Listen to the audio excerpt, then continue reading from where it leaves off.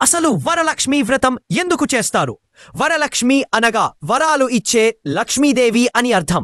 లక్ష్మీదేవికి వరాలు ఇవ్వడం అంటే ఎంతో ఇష్టం. అందుకే దేవతలందరికీ వరాలు ఇచ్చేది. మానవులలో ఈ వ్రతాన్ని మొదటిగా ఆరంభించింది చారుమతి అనే పతివ్రత. అది చూసి మెచ్చిన లక్ష్మీదేవి ఆమెను చూడడానికి స్వయంగా వచ్చి సంపద, ఆయుష్, సౌభాగ్యం కలిగించింది. అంతేకాకుండా లక్ష్మీదేవి అందరింటికి రావాలనుకుంటుందట. అందుకే ఈ వ్రతాన్ని గుడిలో చేయకుండా అందరూ ఇంట్లోనే చేస్తారు. వ్రతం మన ఇంట్లో చేయడం వలన లక్ష్మీదేవి మన ఇంటికి వస్తుంది అని నమ్మకం.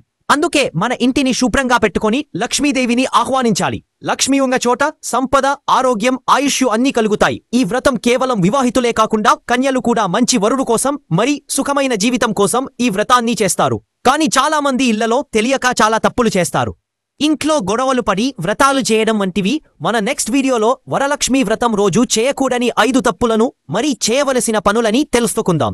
ఈ వీడియో నచ్చితే జై వరలక్ష్మి మాత అని కామెంట్ చేసి వెంటనే ఈ ఛానల్ని సబ్స్క్రైబ్ చేసుకోండి.